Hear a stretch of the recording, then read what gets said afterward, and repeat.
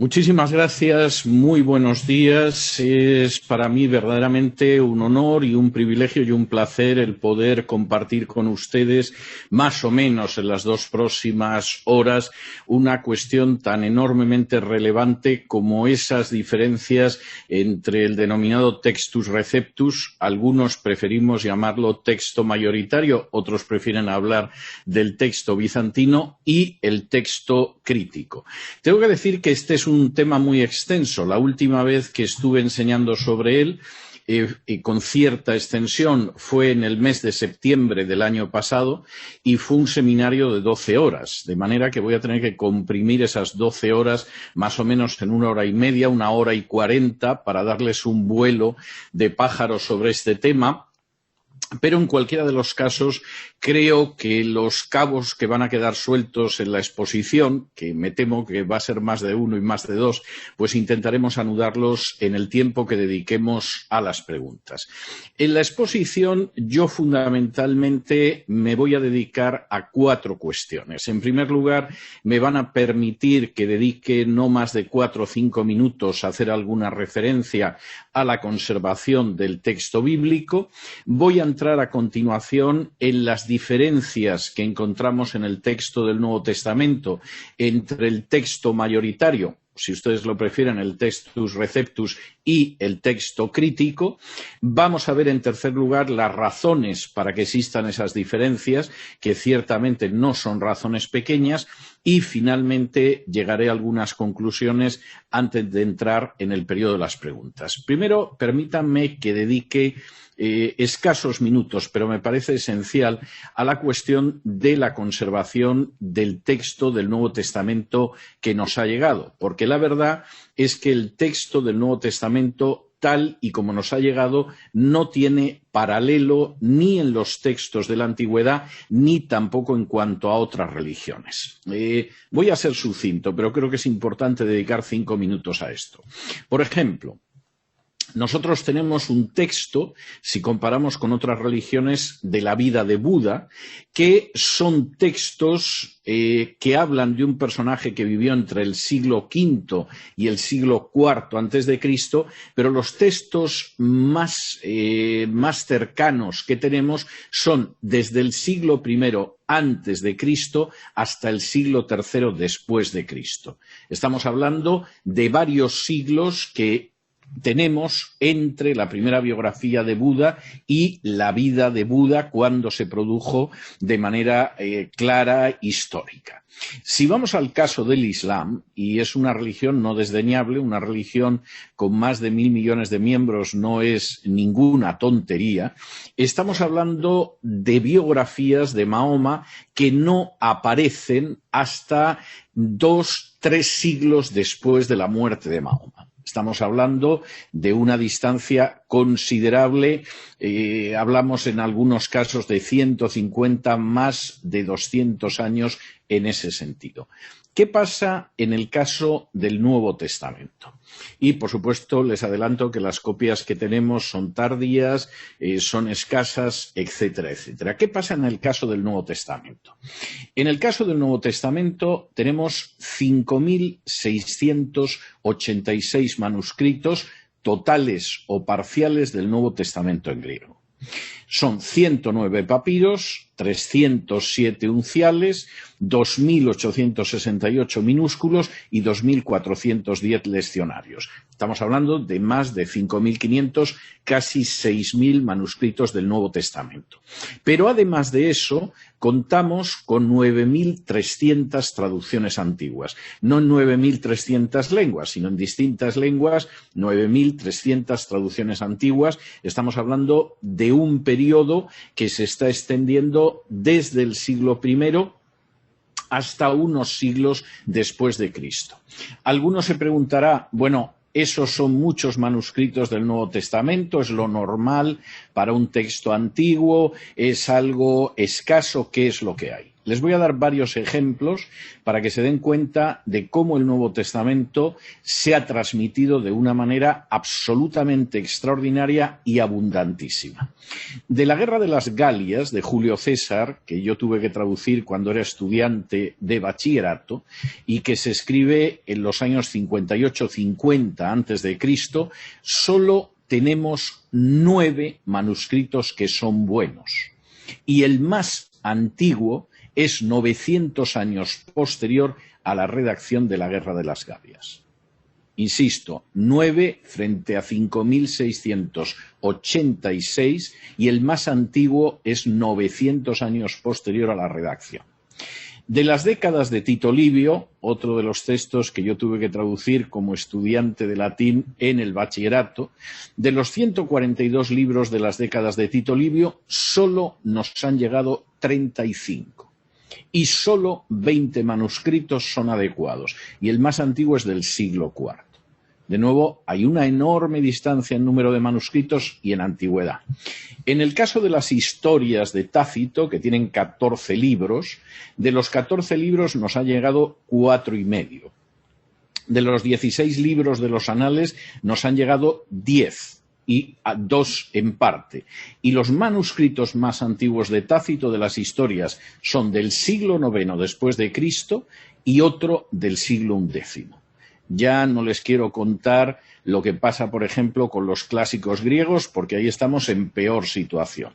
Por ejemplo, de la Guerra del Peloponeso, de Tucídides, que se escribió en el siglo V antes de Cristo, tenemos 8 manuscritos y el más antiguo es del año 900. Es decir, estamos hablando de prácticamente 1.400, 1.300, 1.400 años de distancia entre los hechos que se relatan y lo que pasa, por el contrario, con esos manuscritos. En el caso del Nuevo Testamento es totalmente distinto.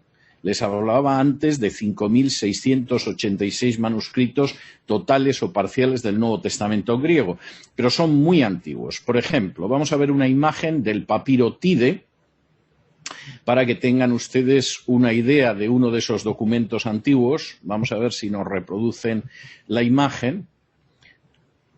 Aquí tienen una parte del papiro Tide, el papiro de Mateo P64. Para aquellos que se esfuerzan en colocar a Mateo a finales del siglo I, tengo que darles un disgusto porque el papiro Tide está fechado o bien entre los años 40 y 50 del siglo I. El primer resto que nosotros tenemos del Evangelio de Mateo nos sitúa un Mateo que algún erudito alemán ha dicho irónicamente que parece que se puso a escribir su Evangelio al pie de la cruz. Evidentemente esto es exagerado, pero los primeros restos que nosotros tenemos de Mateo, el tipo de escritura, el análisis paleográfico, nos sitúa en un periodo herodiano, en los años 40, inicios de los años 50 del siglo I. El texto de Mateo es un texto muy antiguo y además nos ha sido transmitido por miles de fuentes. El segundo papiro que vamos a ver, que es el John Rylands de Juan, aquí tienen ustedes el fragmento más antiguo que tenemos del Evangelio de Juan, es aproximadamente del año 90. Personalmente yo estoy convencido de que el Evangelio de Juan se escribió bastante antes del año 70, pero no me voy a entretener ahora en ello, pero el manuscrito más antiguo que tenemos de Juan es del año 90. Estamos hablando de una distancia muy cercana en términos comparativos históricos con Buda, Mahoma o los textos clásicos, cercanísima a la vida de Jesús. Vamos a ver los papiros de Qumran de Marcos, que este es uno de los fragmentos de Marcos más antiguos con que contamos. Estamos hablando de la década de los 60, inicios de la década de los 60, uno de los textos más antiguos que contamos del Evangelio de Marcos. Por lo tanto, hablamos de fuentes muy antiguas. Algunas de las cartas son coetáneas, incluso anteriores a algunos de estos textos que estamos viendo, pero hablamos de fuentes muy antiguas y fuentes que además se nos han transmitido con una profusión absolutamente extraordinaria. Insisto, 5.686 manuscritos. Eso está a mucha distancia de los 9 manuscritos de la Guerra de las Galias, de los 20 manuscritos incompletos de las décadas de Tito Livio o de los 8 manuscritos de la Guerra del Peloponeso. Esa transmisión del Nuevo Testamento, que verdaderamente carece de comparación en cantidad, en calidad y en cercanía con cualquier fuente que tengamos de la historia antigua y de la historia medieval, y casi, si me apuran, de la historia moderna, y casi llegaríamos a la contemporánea, sin embargo, provoca una perplejidad cuando de pronto uno se acerca al texto, a las ediciones del Nuevo Testamento, y aprecia que hay una diferencia muy notable. No voy a hablar en cuanto a la traducción, el lenguaje, etcétera, porque lógicamente el lenguaje va variando con el paso del tiempo y la manera de expresarse de una persona en el siglo XIII, en el siglo XVI, en el XIX y en el XXI no es la misma, sino que me estoy refiriendo al contenido del texto. Y llegamos a la segunda parte de la exposición y parte importante. Cuando llegamos al Nuevo Testamento, según la edición del Nuevo Testamento que ustedes manejen, van a encontrar una serie de traducciones, mejores o peores a la lengua a la que vayan, pero son traducciones que están basadas en el texto recibido o texto mayoritario, y luego explicaré lo de texto mayoritario, por qué lo denomino así y por qué lo denominamos así en general, y otras que obedecen al texto crítico y que es diferente. Y las diferencias son notables. Y dado que las nuevas versiones de la Biblia, mayoritariamente en las últimas décadas, han ido siguiendo el texto crítico y no el texto mayoritario, pues se puede apreciar una diferencia entre lo que sería una versión Reina Valera clásica y lo que sería, por ejemplo, la nueva versión internacional. Yo quisiera decir, y esto me parece muy importante establecerlo desde el principio, que las diferencias no son diferencias que tengan que ver con el estilo, con la modernidad del lenguaje, etcétera. Eso es absolutamente secundario. El gran problema es que nos encontramos con 2 textos distintos como base para traducir el Nuevo Testamento, y el texto crítico es un texto alterado, mutilado, cambiado, en el que se han suprimido versículos y donde además se hace incidencia en cuestiones que no son secundarias, sino que son cuestiones de relevancia teológica y de relevancia práctica. En los próximos minutos me voy a detener en algunos ejemplos. Podríamos estar con docenas de ejemplos, pero me voy a detener en algunos ejemplos para que vean ustedes cómo las diferencias no son pequeñas. Voy a empezar con textos que están relacionados con la divinidad de Cristo, y para que puedan ustedes apreciar la diferencia voy a hacer primero una lectura en la versión Reina Valera y con posterioridad habrá una persona que hará esa misma lectura en la nueva versión internacional, que es una de las últimas versiones que se han publicado en los últimos años y que se apoya en ese texto crítico, como se denomina, del que tendremos ocasión de hablar ampliamente. Vamos a empezar con textos que tienen que ver con la divinidad de Cristo y que han sido alterados, mutilados, cambiados. Vamos a empezar con Juan, capítulo 3 y versículo 13, donde aparece una referencia a la omnipresencia del Hijo del Hombre y, por lo tanto, al hecho de su divinidad. Dice en Juan 3:13, y nadie subió al cielo, sino el que descendió del cielo, el Hijo del Hombre que está en el cielo. La persona que va a leer el texto, ¿podría leerlo en la nueva versión internacional? Nadie ha subido jamás al cielo, sino el que descendió del cielo, el Hijo del Hombre. Como ven ustedes, está suprimida la frase que está en el cielo. lo cual evidentemente evita esa referencia a la omnipresencia del Hijo del Hombre, que obviamente no solo es un hombre, aunque lo sea también, sino que además se da la circunstancia de que es omnipresente porque es Dios. Vamos a leer otro pasaje también en el Evangelio de Juan, Juan capítulo 6 y versículo 69, donde en la versión Reina Valera, que está basada en el texto mayoritario en Juan 6:69, dice lo siguiente: y nosotros creemos y conocemos que tú eres el Cristo, el Hijo de Dios viviente. ¿Podría leerlo en la Nueva Versión Internacional? Y nosotros hemos creído y sabemos que tú eres el Santo de Dios. Bien, hay una diferencia notable entre el Mesías y el Hijo de Dios viviente o ser el Santo de Dios. No es que esté mal ser el Santo de Dios, pero evidentemente aquí se ha sustituido la referencia a la mesianidad y a la filiación divina de Cristo.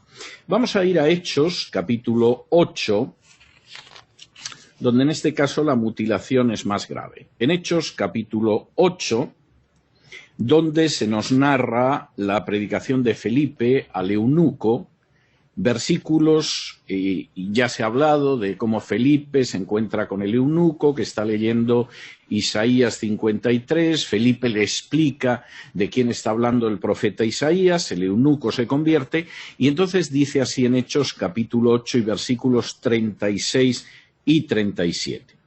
Y yendo por el camino, llegaron a cierta agua y dijo el eunuco: he aquí agua, ¿qué impide que yo sea bautizado? Y Felipe dijo: si crees de todo corazón, bien puedes. Y respondiendo dijo: creo que Jesucristo es el Hijo de Dios. ¿Cómo aparece en la Nueva Versión Internacional? Dice: mientras iban por el camino, llegaron a un lugar donde había agua, y dijo el eunuco: mire usted, aquí hay agua, ¿qué impide que yo sea bautizado? El versículo 37 no aparece. Efectivamente, el versículo 37 está suprimido y es un versículo que tiene bastante relevancia. Cuando él dice que impide que yo sea bautizado, hay una respuesta de Felipe que es: si crees de todo corazón, bien puedes, y el eunuco le responde: creo que Jesucristo es el Hijo de Dios. De hecho, la ausencia de ese versículo es absurda y es estúpida, porque la pregunta del eunuco no queda respondida. Y de hecho, pasamos al versículo 38, donde se dice que mandó parar el carro, descendieron ambos al agua, etcétera, etcétera. Es decir, carece de sentido. Pero el texto crítico en el que se basa la Nueva Versión Internacional ha suprimido ese versículo. Vamos a ir a la primera carta a los Corintios, capítulo 15. Primera de Corintios, capítulo 15. Y versículo 47, donde también aparece otra notable omisión relacionada con la divinidad de Cristo. Dice así en 1 Corintios 15, 47. El primer hombre es de la tierra, terreno.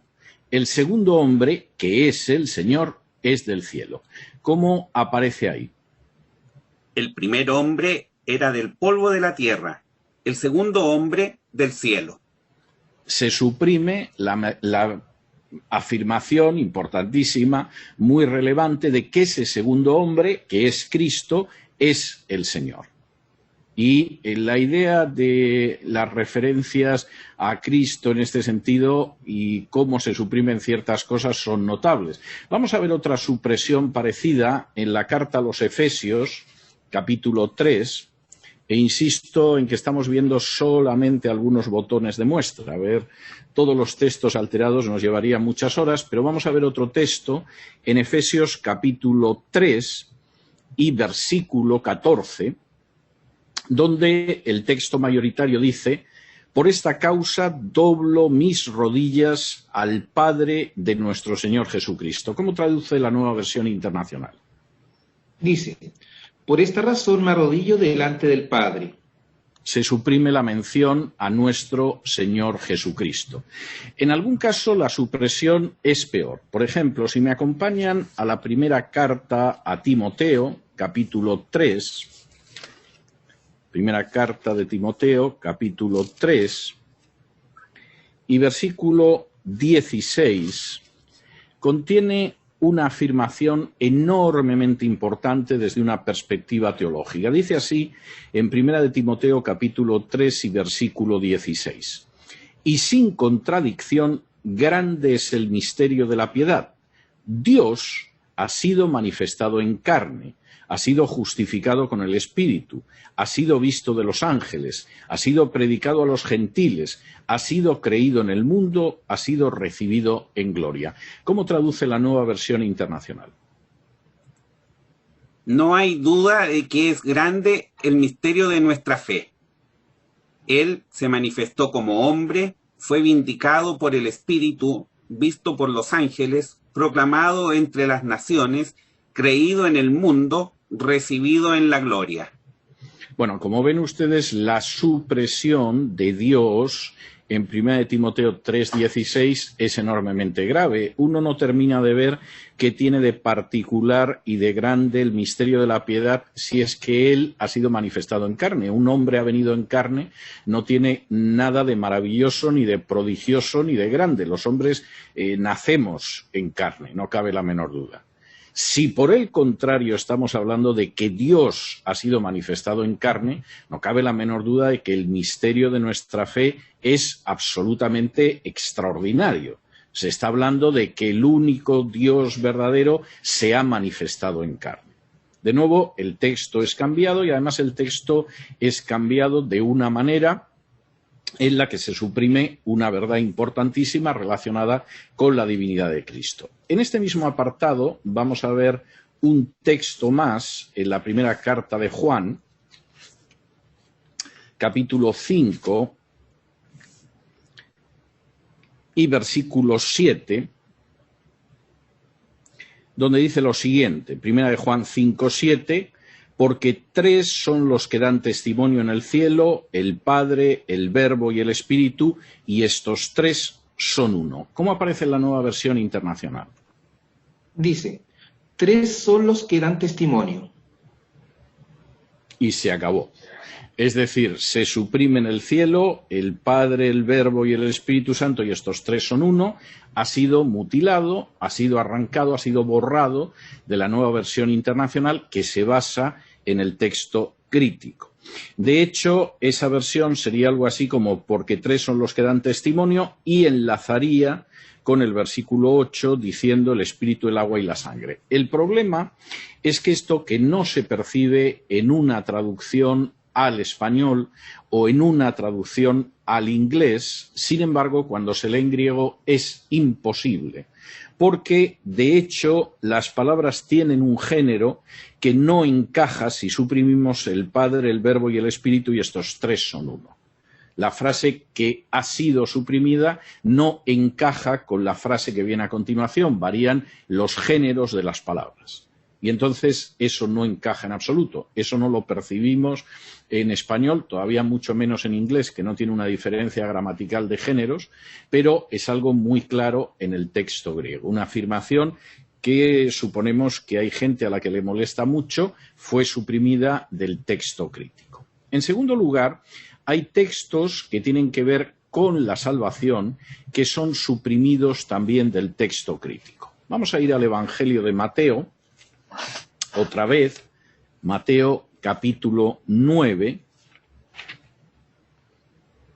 Mateo 9 y versículo 13, donde en esta traducción de la Reina Valera, basada en el texto mayoritario, dice lo siguiente, Mateo 9, 13. Andad pues y aprended qué cosa es misericordia quiero y no sacrificio, porque no he venido a llamar justos, sino pecadores a arrepentimiento. ¿Cómo traduce la Nueva Versión Internacional? Pero vayan y aprendan lo que significa: lo que pido de ustedes es misericordia y no sacrificios, porque no he venido a llamar a justos, sino a pecadores. Y se suprime la referencia al arrepentimiento. Bien, es obvio que Jesús vino a llamar a justos y no a pecadores, pero evidentemente a lo que vino a llamarlos es al arrepentimiento que desaparece en el texto crítico. Vamos a ir dentro del mismo Evangelio de Mateo al capítulo 18, Mateo 18 y versículo 11, donde aparece también una curiosa omisión. En Mateo 18, 11 dice lo siguiente: porque el Hijo del Hombre ha venido para salvar lo que se había perdido. ¿Qué dice la Nueva Versión Internacional en Mateo 18, 11? No aparece. No aparece. El versículo 11 ha sido mutilado de la Nueva Versión Internacional, que se basa en el texto crítico. Vamos a ir a Juan, capítulo 6. Juan, capítulo 6. Y versículo 47, que el texto mayoritario dice así, Juan 6, 47. De cierto os digo, el que cree en mí tiene vida eterna. ¿Cómo traduce la Nueva Versión Internacional Juan 6, 47? Dice, ciertamente les aseguro que el que cree tiene vida eterna. Sin embargo, el texto va más allá del que cree, porque no es el hecho de creer en un sentido amplio lo que garantiza la salvación o el hecho de que uno tenga vida eterna, sino el hecho de creer en el Hijo. Es no el que cree, sino el que cree en mí, el que tiene vida eterna. Vamos a ver otro pasaje donde también una referencia a la salvación aparece mutilada en la Nueva Versión Internacional, que se basa en el texto crítico. Vamos a ir a Colosenses, capítulo 1. Colosenses 1, 14, dice así: en el cual tenemos redención por su sangre, la remisión de pecados. ¿Querría leer, por favor, Colosenses 1, 14 en la Nueva Versión Internacional? Dice, en quien tenemos redención, el perdón de pecados. Eso es, aparece suprimida la referencia a la sangre de Cristo. Esto vamos a explicar después a qué se debe, pero de momento en el pasaje esa referencia a la sangre de Cristo como elemento central en la redención, en la remisión de pecados, ha sido mutilada. En tercer lugar, hay textos suprimidos en el texto crítico que hacen referencia a profecías cumplidas. Las profecías cumplidas no son algo de escasa relevancia, no son algo de importancia secundaria, porque de hecho, y esto es enormemente importante, esas profecías cumplidas aparecen como uno de los elementos que permiten identificar a Jesús como el Mesías y el Hijo de Dios. La referencia, por ejemplo, en Mateo a para que se cumplieran las Escrituras es reiterativa y machacona. Continuamente nos encontramos con ello. Bueno, vamos a ir al Evangelio de Mateo, capítulo 27, Mateo 27 y versículo 35, y dice así: y después que lo hubieron crucificado, repartieron sus vestidos, echando suertes, para que se cumpliese lo que fue dicho por el profeta: se repartieron mis vestidos y sobre mi ropa echaron suertes. ¿Cómo traduce la Nueva Versión Internacional? Dice, lo crucificaron y repartieron su ropa echando suertes. Y se suprime totalmente lo que dice de para que se cumpliese lo dicho por el profeta, partieron entre sí mis vestidos y sobre mi ropa echaron suertes. Esa parte del versículo 35 del capítulo 27 de Mateo es mutilada. Vamos a ver otro ejemplo. Vamos a ir a Marcos capítulo 15.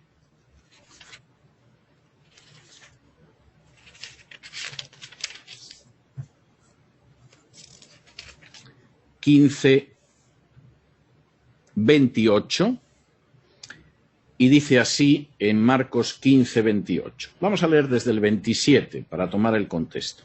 Dice en Marcos 15, 27, y crucificaron con él 2 ladrones, uno a su derecha y el otro a su izquierda, y se cumplió la escritura que dice, y con los inicuos fue contado. ¿Cómo tenemos este texto en la Nueva Versión Internacional? Dice Marcos 15, 27 y 28. Sí. 27. Con él crucificaron a 2 bandidos, uno a su derecha y otro a su izquierda. El 28 no está. Efectivamente, la referencia a se cumplió la escritura que dice y con los inicuos fue contado, ha sido mutilada, ha sido arrancada del texto crítico y por lo tanto no aparece en una traducción del Nuevo Testamento como la de la Nueva Versión Internacional. Esto pasa, en cuarto lugar, con textos relacionados con la vida cristiana, que también han sido objeto de mutilación mayor o menor. Vamos a ir de nuevo al Evangelio de Mateo, capítulo 6. Mateo, capítulo 6, que en el versículo 13 dice lo siguiente. Es el final de la oración que Jesús enseñó a sus discípulos del Padre Nuestro y dice así en Mateo 6:13. Y no nos metas en tentación, mas líbranos del mal, porque tuyo es el reino y el poder y la gloria por todos los siglos. Amén. ¿Cómo aparece en la Nueva Versión Internacional? Y no nos dejes caer en tentación, sino líbranos del maligno. Se suprime totalmente, se mutila, se extirpa la referencia a que tuyo es el reino y el poder y la gloria por todos los siglos. Amén. Lo cual, dicho sea de paso, es la conclusión lógica del Padre Nuestro. El Padre Nuestro empieza diciendo que Dios es nuestro Padre y después de una serie de peticiones, esas peticiones se basan en porque tuyo es el reino y el poder y la gloria por todos los siglos. Amén. Por supuesto, esa conclusión del Padre Nuestro ha sido mutilada en el texto crítico y no puede aparecer en una versión reciente como la Nueva Versión Internacional que se basa en el texto crítico. Vamos a ver también en el Evangelio de Mateo, vamos a ir al capítulo 23, Mateo 23 y versículo 14, donde dice lo siguiente, en Mateo 23, 14. Ay de vosotros, escribas y fariseos hipócritas, porque coméis las casas de las viudas y por pretexto hacéis larga oración. Por eso llevaréis más grave juicio. ¿Cómo traduce Mateo 23, 14 la Nueva Versión Internacional? Mateo 23, 14 no existe. No existe.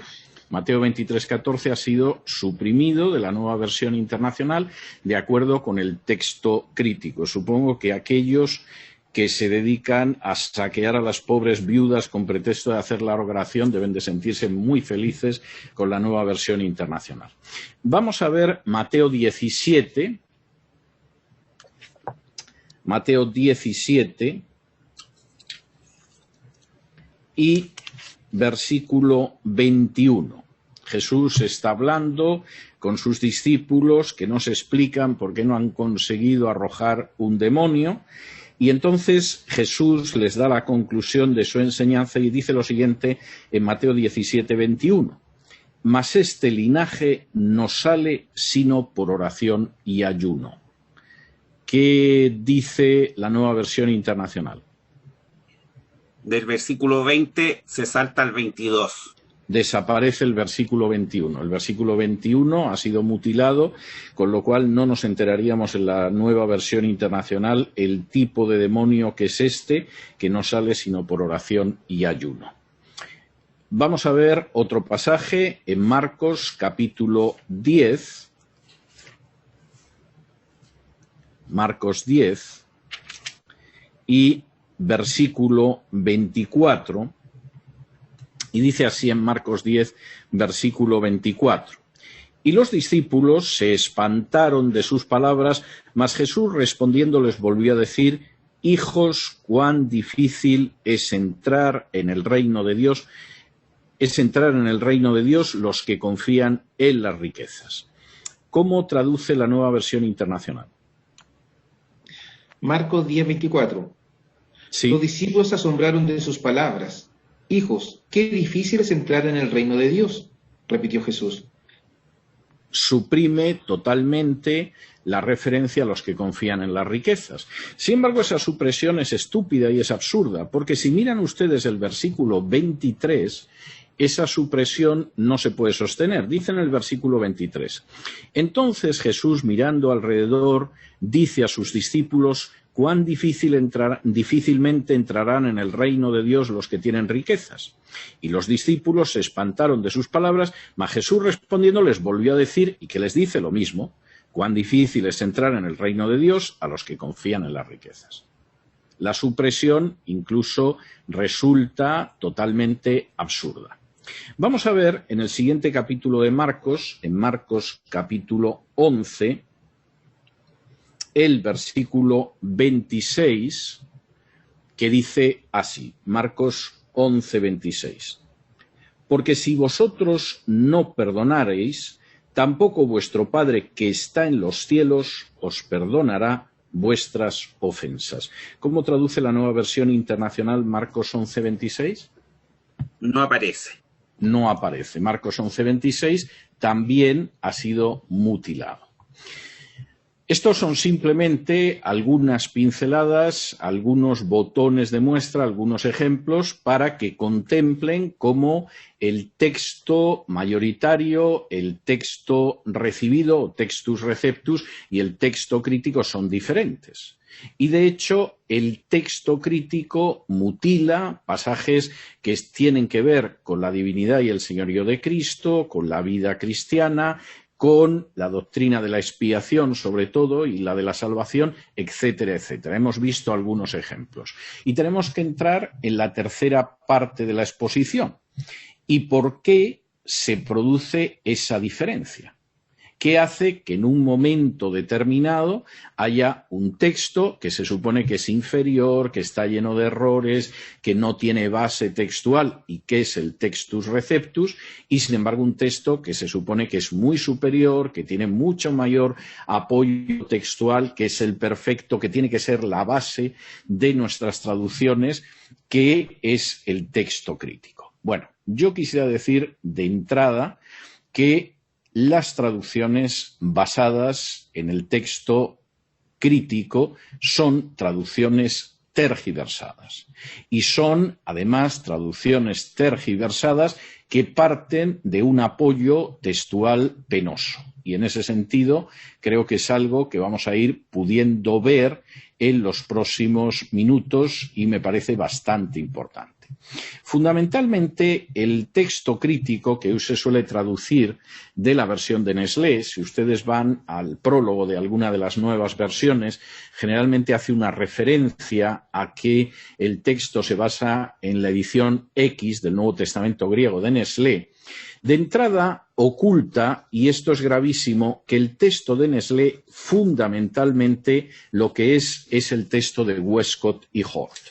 Tengo aquí en mis manos una edición del año 1904, no sé si se ve bien, del Nuevo Testamento en griego de Westcott y Hort. Vamos a ver si lo puedo colocar porque nos juega... Bueno, lo tengo aquí en la mano, es una edición de 1904 de ese Nuevo Testamento de Westcott y Hort, y en la primera página, en el advertisement que escribe Nestlé, dice lo siguiente. El texto es el resultante de una colación de 3 recensiones principales del Testamento griego que aparecieron en la última mitad del siglo XIX. Es decir, las de Tischendorf, edición octava de 1869-72, como se reprodujo en la cuarta edición de Oscar von Gebhard en 1898, la de Westcott y Hort, 1881, con la impresión de 1895, y la de Bernard Weiss, de 1894-1900. Y a continuación, el hijo de Nestlé, de Eberhard Nestlé, explica cómo en realidad su padre nunca llegó a examinar los manuscritos que hubiera querido examinar y se limitó a sumar el texto de Tischendorf, de Westcott y Hort y de Bernard Weiss.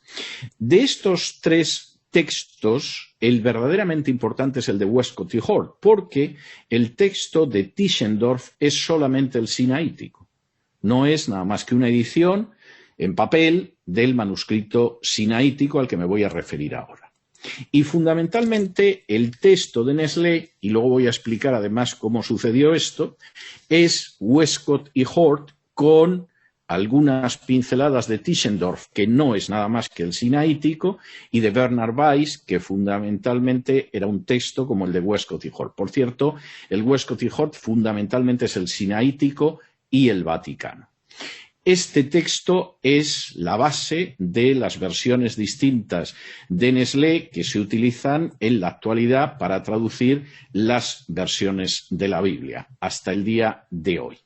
De manera que cuando algunos dicen, defendiendo las nuevas versiones bíblicas, que la antigüedad y exactitud de los manuscritos es mayor que en el caso del texto recibido, y eso justifica las alteraciones del texto bíblico, de las que he citado unos pocos ejemplos, y que además el sinaítico y el vaticano pues son como dos especies de pilares extraordinarios de lo que son los textos del Nuevo Testamento, lo que dan es muestra de una ignorancia peligrosísima o de una mala fe no menos peligrosa. Y les voy a poner algún ejemplo de por qué esto es así. Por ejemplo, el final de Marcos 16, los versículos del 9 al 20 de Marcos 16, no están en el texto crítico. A veces en alguna de las nuevas versiones se incluyen entre corchetes, son una nota a pie de página, pero no están en el texto crítico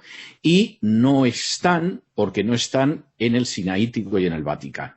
Y uno diría, hombre, si el sinaítico y el Vaticano son tan buenos, pues claro, es que eso alguien se lo inventó y lo pegó ahí y nos ha llegado, pero los versículos del 9 al 20 nunca estuvieron en el texto del Evangelio de Marcos. Bueno, permítanme darles un dato para que se hagan ustedes una idea de hasta qué punto esto es insostenible. En estos momentos tenemos 620 manuscritos del Evangelio de Marcos. 620. De estos 620, 618 tienen los versículos del 9 al 20 de Marcos 16. Es 2 contra 618.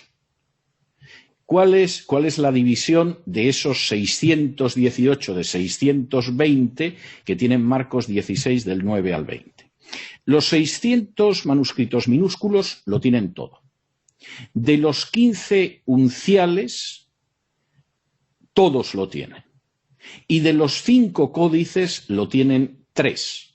Los 2 únicos códices que no los tienen son el sinaítico y el Vaticano. ¿Realmente a alguien le parece que hay una lógica para suprimir 11 versículos del Evangelio de Marcos, cuando de los 620 manuscritos que contienen el Evangelio de Marcos, 618 lo contienen y solo hay 2 códices que no lo tienen, que son el sinaítico y el Vaticano? No, no existe ninguna lógica. Vamos a ver por qué sucede luego esto. Pero sí me voy a detener en qué es el sinaítico y el Vaticano, que son la base textual fundamental de Westcott y Hort, y luego de la edición de Nestlé, y luego del texto crítico, aunque ocasionalmente se haga referencia a otros manuscritos. Primero, el sinaítico y el Vaticano son textos corruptos. Y esto es enormemente importante. Es lo que en crítica textual se conocen como textos corruptos. Un texto corrupto no es que sea incompleto. Hay textos incompletos que no son corruptos, simplemente son incompletos. Un texto corrupto es aquel texto que ha sido objeto de tal cantidad de alteraciones que su valor queda sustancialmente invalidado. En este sentido, John Burton, que fue uno de los grandes críticos textuales del siglo XIX, hablando de los manuscritos sinaítico y vaticano, los definió como los más corruptos de todos. Y esa afirmación no es una exageración, es una descripción muy adecuada. Para que ustedes hagan alguna idea, de nuevo voy a darles unas pinceladas. El Vaticano omite toda la primera carta a Timoteo, toda la segunda carta a Timoteo, toda la carta a Tito, casi todo Génesis desde el 1 hasta el 46-29, porciones considerables de Samuel, Reyes, Nehemías, por supuesto los últimos 12 versículos del Evangelio de Marcos, la oración de Jesús en la cruz pidiendo el perdón de sus enemigos, la agonía de Jesús en Getsemaní, los últimos 4 capítulos y medio de la carta a los Hebreos, 33 de los Salmos y un larguísimo etcétera. Por si esto fuera poco, además, el dichoso manuscrito añade libros apócrifos como Tobías, Judith o la historia de Bel y el dragón. Igualmente, en Job tiene 400 versículos adicionales que no están en la Biblia, pero que reproducen las herejías de un discípulo de Marción. Y no acaba aquí la cosa, porque además hay pasajes sobre la divinidad de Cristo que desaparecen con tanta frecuencia que cuesta creer que es casualidad, y en relación con el texto mayoritario, o el Textus Receptus, si ustedes lo prefieren, este dichoso manuscrito omite 2.877 palabras, añade 536, sustituye 935, cambia de lugar 2.098 y modifica 1.132. En conjunto contiene 7.578 divergencias. Y además, y esto es bastante importante, las 9 décimas partes de las alteraciones del texto griego del Nuevo Testamento que aparecen en el texto crítico, en relación con lo que es el caso del Textus Receptus, proceden del manuscrito vaticano. De manera que fiarse del manuscrito vaticano exige un acto de fe que veremos luego a qué se debe, pero en cualquier caso es muy poco científico y es muy poco serio. ¿Qué pasa en el caso del sinaítico? Bueno, el sinaítico, en plan optimista, ya hay gente que dice que no puede ser anterior a la segunda mitad del siglo V. Pero aparte de esto, hay una corriente de los especialistas que sostiene que el manuscrito sinaítico es un documento falso, que se redactó durante el siglo XIX y que además la falsificación es muy fácil de descubrir cuando se tiene en cuenta el vocabulario y la diferencia de color de las distintas partes del documento. Entrar en esto me llevaría mucho tiempo, pero sí les puedo adelantar que sea de finales del siglo V o sea una falsificación del siglo XIX, el sinaítico no es menos corrupto que el Vaticano. De hecho, para que ustedes hagan una idea, en el caso del sinaítico nos encontramos con un documento en el que realizaron modificaciones no menos de 10 escribas. Para aquellos que creen que es un texto de finales del siglo V, bueno, pues consideran que las modificaciones se extendieron a lo largo de 700 años. Para aquellos que creen que es una falsificación del siglo XIX, pues evidentemente piensan que se produjo en un periodo de tiempo menor y que el falsificador pues no era una persona especialmente ducha. Tischendorf, que fue el supuesto descubridor del sinaítico, señaló él mismo que el sinaítico tenía 14.800 alteraciones. Repito, 14.800 alteraciones. No es precisamente un texto que uno se sienta tentado a creer.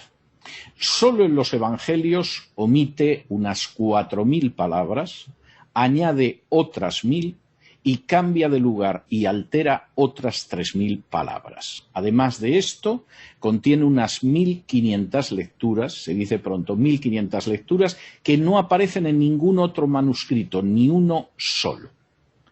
En relación con el texto mayoritario, con el Textus Receptus, el sinaítico tiene casi 9.000 variantes, prácticamente una por versículo. Y como en el caso del manuscrito vaticano, las omisiones son enormes. Por ejemplo, carece del final de Marcos. Junto con el Vaticano son los dos únicos manuscritos que tenemos donde no aparece el final de Marcos. No tiene el final de Juan. Faltan las 39 palabras de Juan 19, 20 y 21. Nos faltan las 20 palabras de Juan 20, 5 y 6. Nos faltan 19 palabras de Marcos 1, 32 al 34. Nos faltan 14 palabras de Marcos 15, 47. Y luego tenemos alteraciones de pasajes como Juan 5, 4, Mateo 16, 2 y 3, Romanos 16, 24, el final de Marcos suprimido, por supuesto desaparece Primera de Juan 5, 7, Hechos 8, 37, que lo hemos visto, etcétera, etcétera, etcétera. Y, por supuesto, incluye apócrifos como Bel y el dragón, Tobías y Judith. Esto ya es bastante grave, es decir, basar un texto crítico, sobre todo en el Sinaítico y en el Vaticano, que son textos corruptos, exige una explicación y voy a hablar de ello luego, pero ya es bastante grave de por sí. Pero hay un problema adicional, y es que el Sinaítico y el Vaticano tampoco coinciden entre sí. El Vaticano contiene cerca de 8.000 alteraciones y el Sinaítico cerca de 9.000 en relación con el Textus Receptus. Pero es que esas alteraciones, esas variaciones, esas diferencias con el Textus Receptus ni siquiera son las mismas. Es decir, el Vaticano tiene unas, el Sinaítico tiene otras. El Sinaítico y el Vaticano presentan discrepancias entre sí que no son menos de una docena de veces por página. Y en este sentido, Caldwell, que estudió muy bien esa relación paralela entre el Sinaítico y el Vaticano, señalaba que en el 70% de los versículos de los Evangelios, el Sinaítico y el Vaticano no coinciden. Burgeon, que pensaba que el Sinaítico y el Vaticano eran los textos más corruptos de todos, y tenía toda la razón del mundo, escribió lo siguiente: es más fácil encontrar dos versículos consecutivos en los que estos manuscritos difieren que dos en los que concuerdan. De manera que el Sinaítico y el Vaticano no es que sean dos grandes textos que coinciden, no, entre ellos hay unas discordancias salvajes, aparte de que son dos textos corruptos. Y, por supuesto, analizando desde un punto de vista meramente científico y racional, resulta obvio que pretender fundamentar un texto adecuado del Nuevo Testamento griego sobre estos manuscritos corruptos es absolutamente inaceptable. A decir verdad, constituye un disparate sin paliativos y dice muy poco de la preparación o de la honradez de aquellos que lo apoyan. Segundo, el Sinaítico y el Vaticano no solo es que son documentos que son corruptos, es que además son tardíos. Y en ese sentido, en comparación con el texto mayoritario o el Textus Receptus, son textos muy tardíos. Ambos pertenecen al siglo IV. En el caso del Sinaítico, si es un documento auténtico, no sería anterior al final del siglo V. Si es una falsificación, no vamos ni a hablar. Pero, evidentemente, aparte de corruptos, son tardíos en relación con el texto mayoritario. Tercero, el Sinaítico y el Vaticano, además, son textos muy minoritarios. Guste o no guste, lo cierto es que no representan la mayoría de manuscritos que tenemos ni de lejos. De hecho, las lecturas del Sinaítico y del Vaticano son menos del 5%, vuelvo a repetirlo, menos del 5% de las lecturas que encontramos en 5.309 manuscritos que contienen en todo o en parte el texto griego del Nuevo Testamento.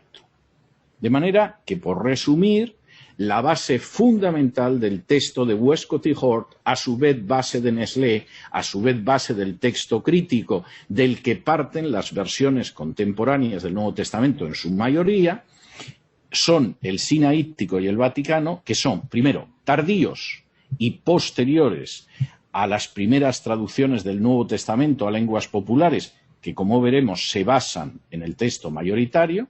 Segundo, son poco o nada fiables por su carácter corrupto y alterado. Tercero, no coinciden con más del 95% de los manuscritos que en todo o en parte recogen lo que es el texto griego del Nuevo Testamento. Cuarto, discrepan incluso entre sí, ni siquiera puedes decir que el Sinaítico y el Vaticano van de la mano, sino que discrepan entre sí. Y quinto, están muy influidos por las herejías de autores como Marción o como Orígenes. Frente a esto, ¿qué pasa con el texto mayoritario o el Textus Receptus? Bueno, voy a hacer la afirmación, voy a explicar esto y aquí voy a hacer un descanso para luego pasar a por qué hemos llegado a esta situación. El texto mayoritario o Textus Receptus, o algunos prefieren llamarlo texto bizantino, porque se conservó sobre todo en la parte oriental del Imperio Romano, en la parte del Imperio de Bizancio, es un texto, primero, mayoritario, lo que no es el Sinaítico ni el Vaticano, es un texto más antiguo que el Sinaítico y el Vaticano y es infinitamente más fiable que el texto del Sinaítico y el Vaticano. Cuando yo escucho que hay gente que dice, no, pero claro, el Textus Receptus es del siglo XVI, lo hizo Erasmo sobre la base de pocos manuscritos. Mire, usted es un ignorante. Y lamento tener que decir que es un ignorante. Y si ya encima me va a decir que Erasmo, además, fue en su juventud un sacerdote y luego era homosexual, que es una cosa que no está en absoluto documentada, usted no solo es un ignorante. Usted pretende defender lo indefendible sobre la base de su ignorancia o de su mala fe. Decir que el Textus Receptus es una invención de Erasmo es una estupidez tan grande como decir que la edición que yo tengo aquí de la Biblia Reina Valera es una invención del siglo XX porque se editó en los años 70, cuando es una revisión de inicios del 20, pero además es una revisión sobre la base de un texto de finales del 16 e inicios del 17.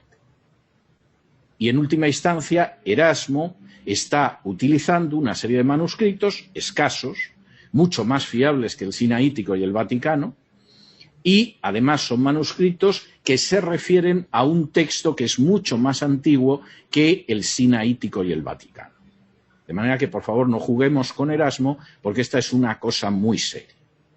Primero, el Textus Receptus, o el texto mayoritario, a diferencia del Sinaítico y el Vaticano, base del texto crítico de Westcott y Hort y de Nestlé, es un texto aplastantemente mayoritario.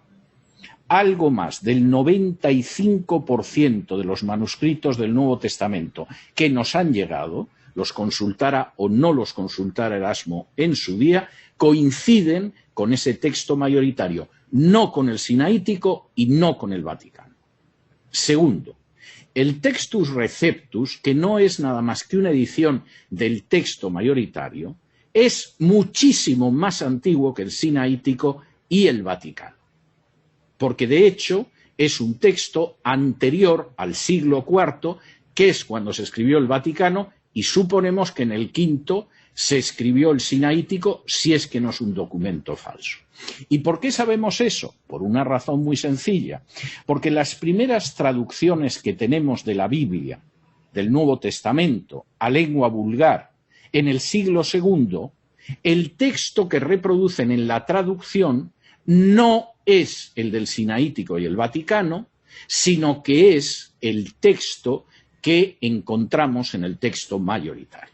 Por ejemplo, la Peshita, que es una traducción al arameo, que a algunos les ha dado por decir que es la octava maravilla, es una simple traducción, con todas las deficiencias de las traducciones, pero la Peshita se realiza en el siglo 50 después de Cristo, 2 siglos antes del Vaticano y no sabemos cuántos antes del Sinaítico.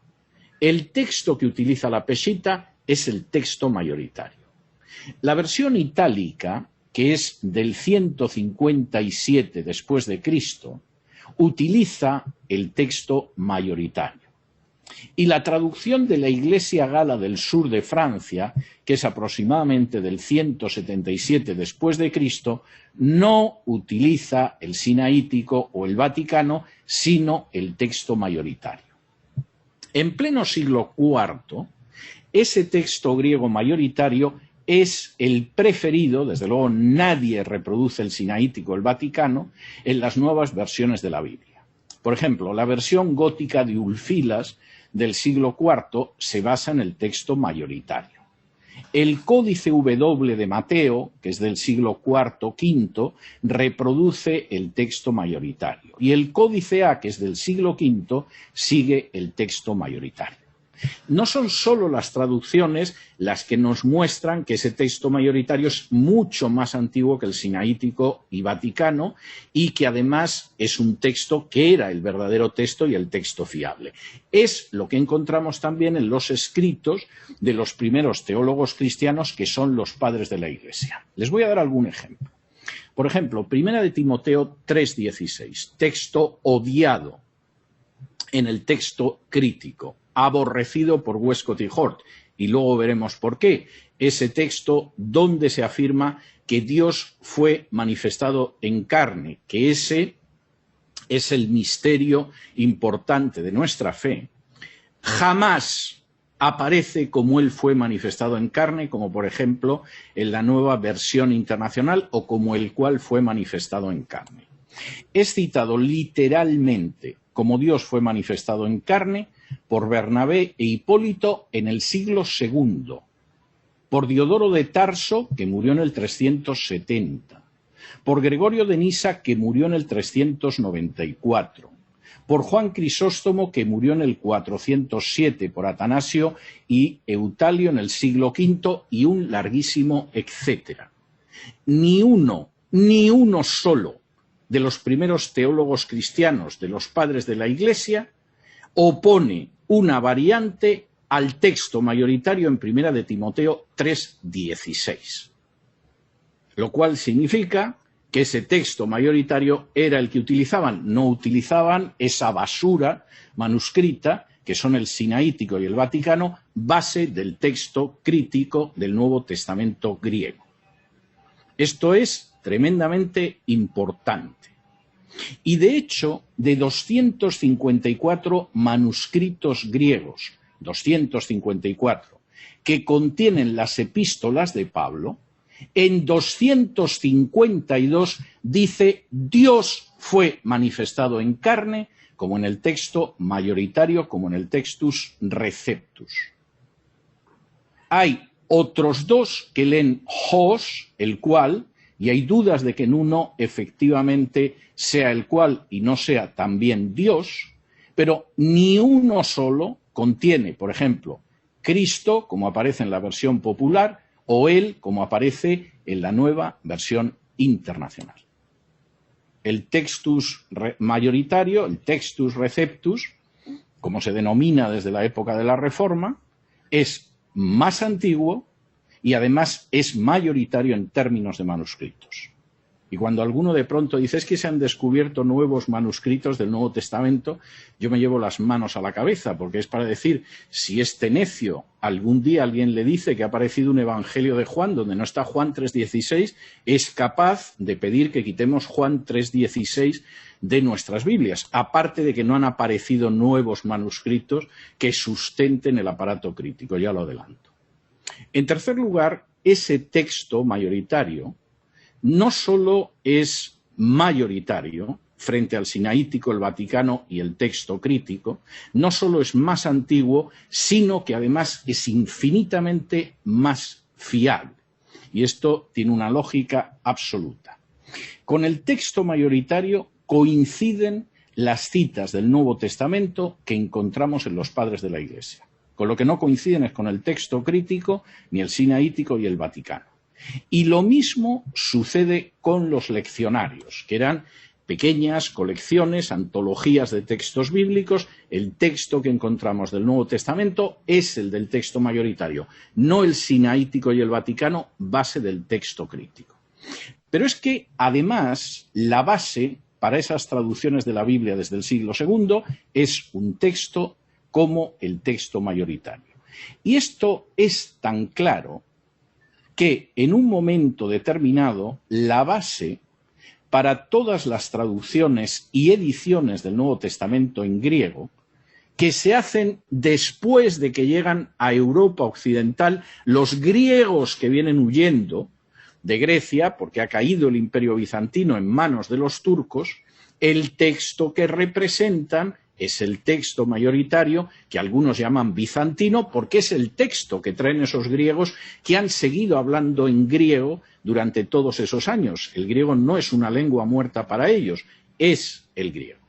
Y por eso ese texto mayoritario es el que aparece en 1522 en la Biblia Políglota Complutense, que se publica en España, en Alcalá de Henares, es el que aparece en la traducción de Lutero al alemán, es el que aparece en la traducción de William Tyndale al inglés, es el que aparece en la traducción de Oliveton al francés, es el que aparece en la traducción de Coverdale al inglés y de Matthews al inglés, Tabernet, Ginebra, Reina, Valera, etc. Y eso tiene una enorme lógica. Ahora, la cuestión es la siguiente, y aquí vamos a tener que hacer un descanso.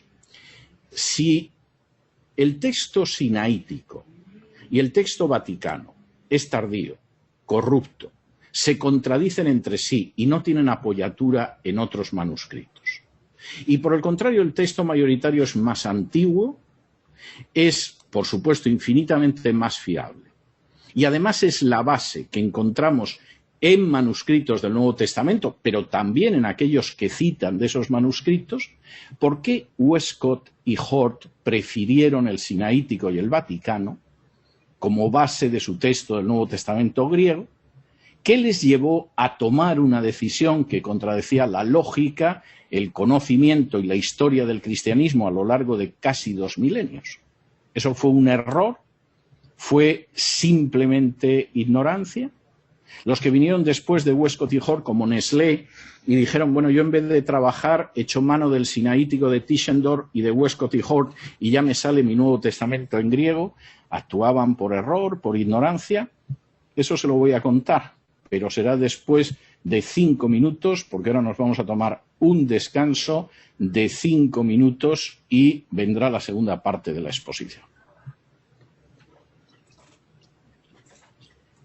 Muchas gracias, hermano César Vidal, por esta detallada presentación, la habilidad que el Señor le ha dado para poder resumir en tanta información. Y realmente para nosotros es una bendición poder escuchar su exposición. Hermanos, está abierto en este momento el chat para que nos hagan llegar sus preguntas. Va a estar abierto durante todo el intermedio para que ustedes puedan ahí registrar sus preguntas y al término de la segunda exposición, junto al pastor Jimmy Rubilar, vamos a hacer las preguntas a nuestro hermano César Vidal para poder tener las respuestas. Hemos decidido hacerlo de esa manera para que podamos tener un control del tiempo que vamos a tener para el tiempo de preguntas y respuestas.